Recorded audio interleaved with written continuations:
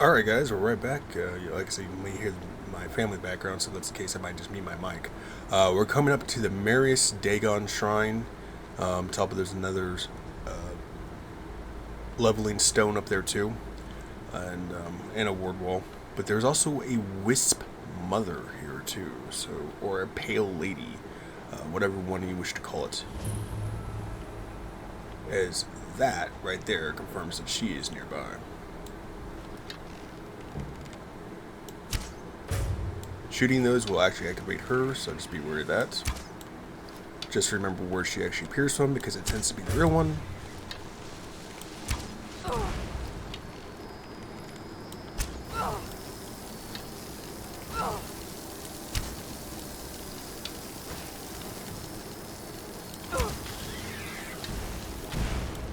Thank you. Bye-bye.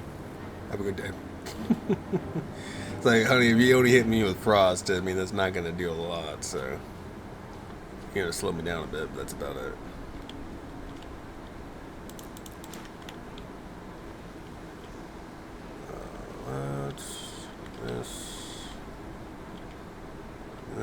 This. What do we got here? Akatosh.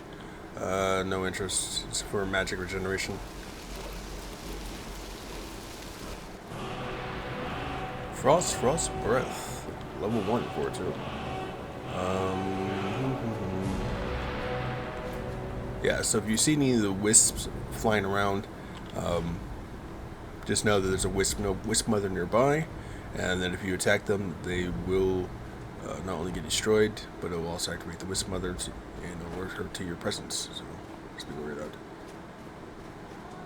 We're gonna do a little mountain climbing here and see how far we can actually get up this goddamn thing. There's actually stairs to this place, but I usually just scale the mountain because it just makes it a lot easier.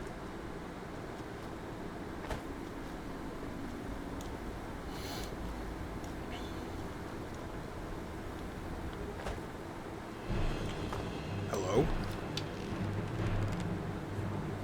Goddamn ice wraith, are you kidding me, this shit? Sir, what do you think you're gonna do? Except get in my goddamn way.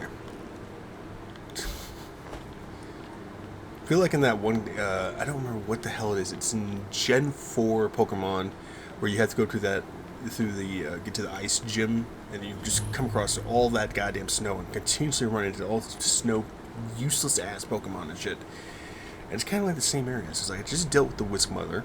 She's using ice. I'm dealing with ice wraiths. It's like, just leave me the hell alone. So this is the Shrine of Marius Dagon. Now, there is a two-option thing here. You can actually choose to help the person out or choose not to help the person out. Both effects will have consequences, so just be aware of that. I'm not going to go any spoilers. Over there, I believe, is the Snake Stone? Because the Steed Stone, one that I'm going to eventually want, is which will allow me to increase my carrying weight by 100 pounds. Snake Stone allows you to paralyze one opponent, but you can only use it like once a day.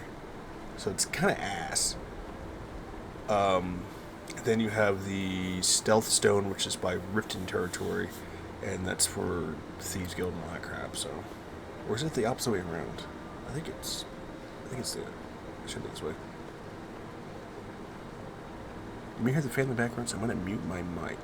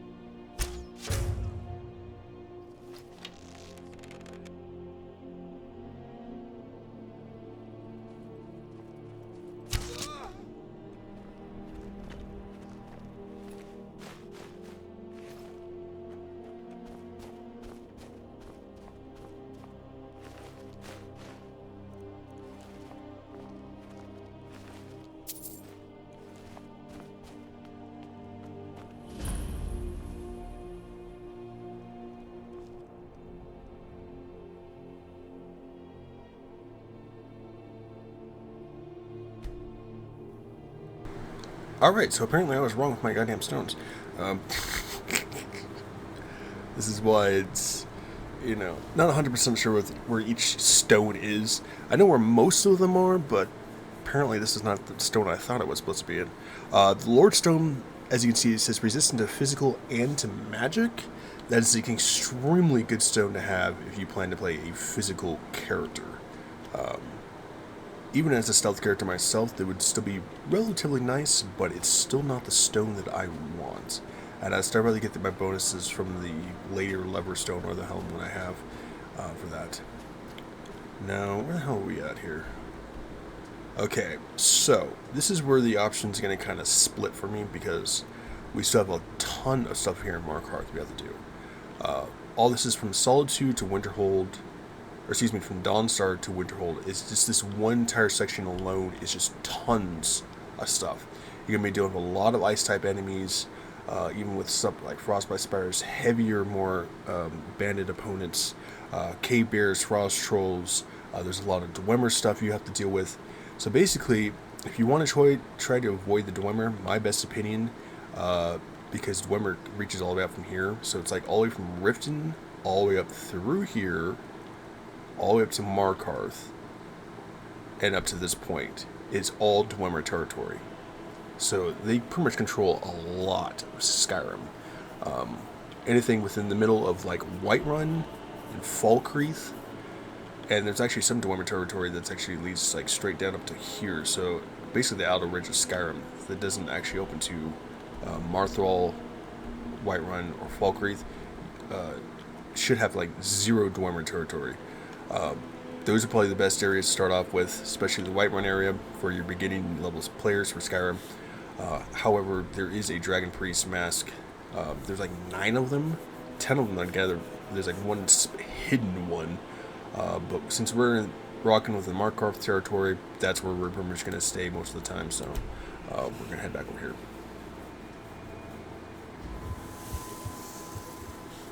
There's like quite a bit of caves and stuff like that too that I need to deal with in this area. So.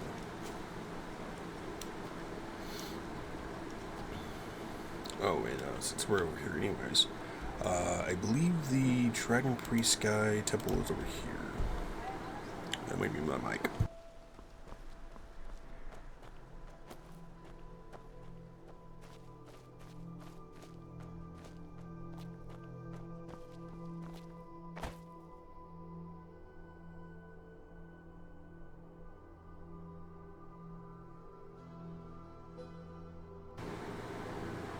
What the hell is that over there?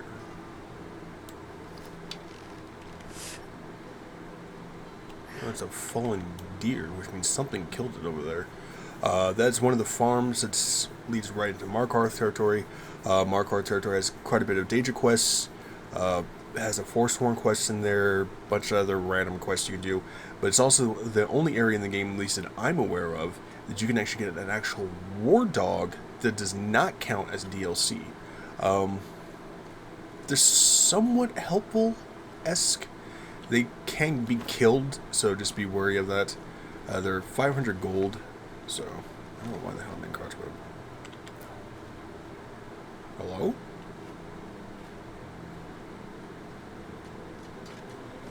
Oh shit.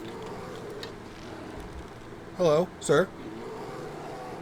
Hey there, Pooh Bear. What's going on, champ?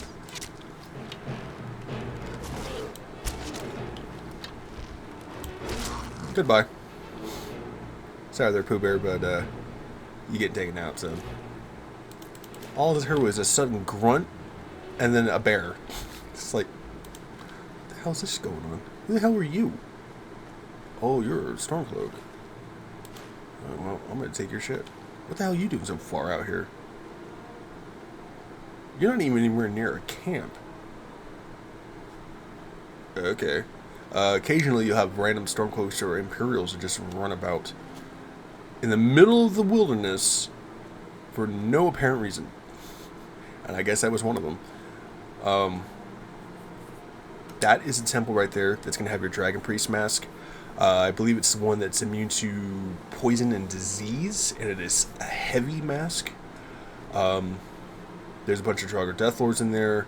I believe this is the one that has the skull puzzle, which can actually be glitched, at least in the console version. Basically, if this is the right one, I think it is.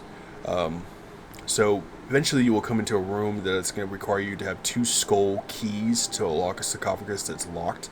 So let's say this rock here is the sarcophagus, and it has these rigid locks to go over it, and each skull key unlocks one of those locks to unlock it. However, I found out in the console version there's a way to actually glitch the Dragon Priest without actually getting the keys, is by putting one of the rune traps on there and then activating it. What it does is basically the damage goes straight through the sarcophagus and immediately attacks the Dragon Priest, and he'll glitch through his sarcophagus and get activated. We don't have runes with that, so I can't really exactly work with that. So we have to do it the old-fashioned way. So, but just a little fun fact there.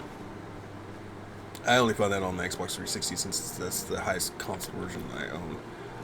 I refuse to pay $500 for the rest of those consoles. It's just not worth it. And PC's better anyway, so it allows me to upgrade. I don't think I would ever say that in my life as a console player for most of my entire life, but you start seeing the resemblances between PC and console, which one's actually getting better. It's like $500, you're gonna get a console that's gonna maybe last you, if not maybe a year, if you treat it nicely, depending who the hell built the damn thing and where you bought it.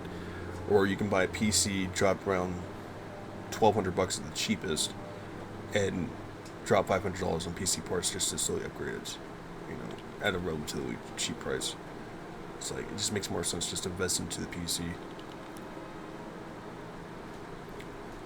This should have like a couple of joggers out here. I forgot to set my goddamn timer here too, so yeah, this is the one. Ragnvald, so this one should also have the spirit guide too. He tells you, stay away, stranger, there's a dragon priest here, blah blah blah. Or he says a lich, which he's not exactly wrong, so goodbye. You ain't got nothing on me, son.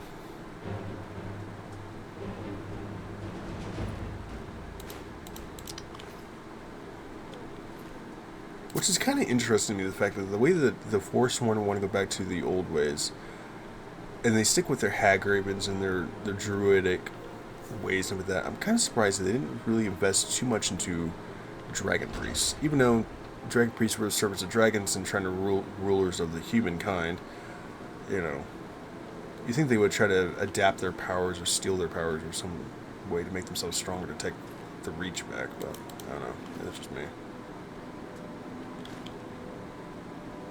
Or maybe they tried and failed and realized that there was something worse than even them, so.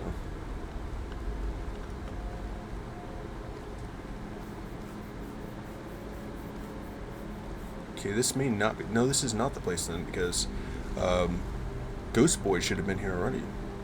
So we're not actually in the Dragon Police territory. Police Priest territory. I think. I don't remember having to go through this long-ass hallway for this shit.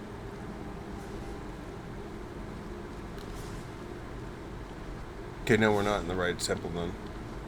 Because there should have been a ghost guy who tells you to warn you off at this place. So we're not in the right area. Or is this the Dragon White Claw temple?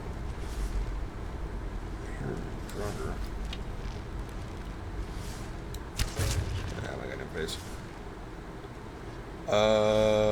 Okay, this is not the right area. This one has I think it's the Ivory Dragon Claw. So you get another Dragon Claw, which is required for another quest line. You need the white one, which is the ivory one, and you need an emerald one, and I want to say the ebony one, to unlock a Draugr quest. Later on, it requires like 2 or 3 keys. No, what is this area? So I was right. What the hell area am I thinking of? Okay, it means that there's 2 dragon priests in this area, I think. Because this is the area. That was the same sarcophagus I was just talking about. But God, I don't know. Like I said, it's been years since I've played Skyrim, but there is. Let me take this crap off. Because we're here. It may not be in this area, for at least I remember. But there is another dragon priest. When you go into the temple, there's a ghost guy that says, "Beware, there's a powerful lich here." So it may not be in this territory then. So I do apologize.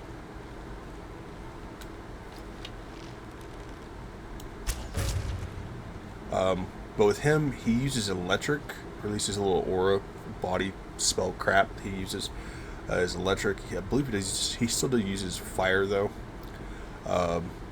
Best option I found for taking him on when you're playing a stealth character, just hide behind here. They usually don't stray too far, but they will sometimes scout around areas. But if you can start picking him off pretty easily without him noticing too much, you should be pretty grand. But 2 skulls, 2 keys, and then unlock that, unless you do the fire trap trick, like I said, or ruin trap trick. I think we'll get like the first key, and then we'll end the video there. Should be rough around that time. We'll loot all this crap when we actually get done killing his ass. Okay, that door's locked. Which I mean, I think it's below us, so we'll probably just loot this crap now.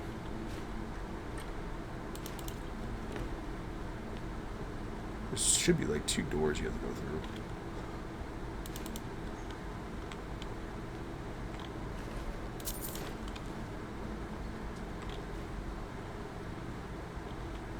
Yeah, there's one of them.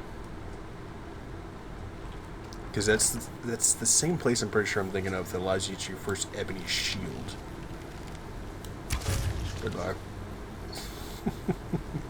I always like that comedic timing. It's just like falling down the stairs, or they're falling out of a window.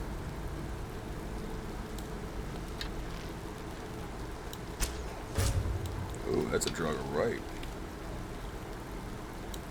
Ah, shit. I just read that play. Jogger Rights will carry frost spells, usually the ice spike one, so tier 2 level spell.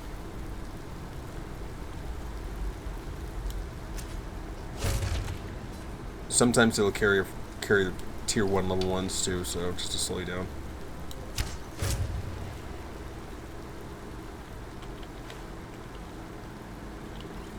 Okay, so you idiots are dead. Restless Draugrs will carry frost spells too sometimes. So just be wary of that.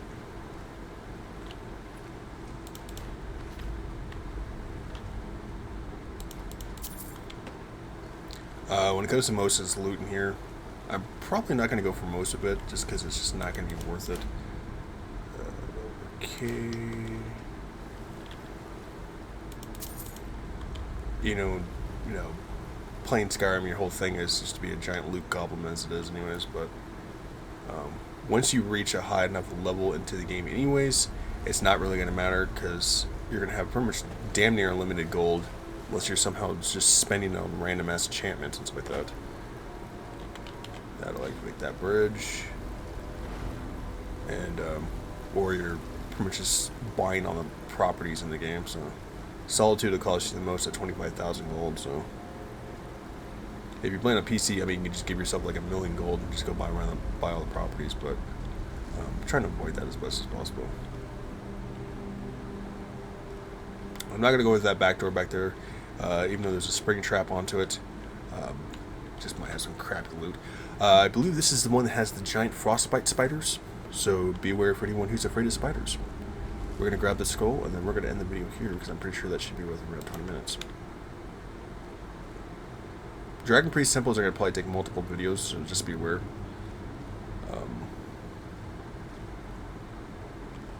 Or is this not the one? No, one of them has frostbite spiders. I think, okay, this is one that's just 3 Draugr guys. One there, and there's going to be one right there. So, take that.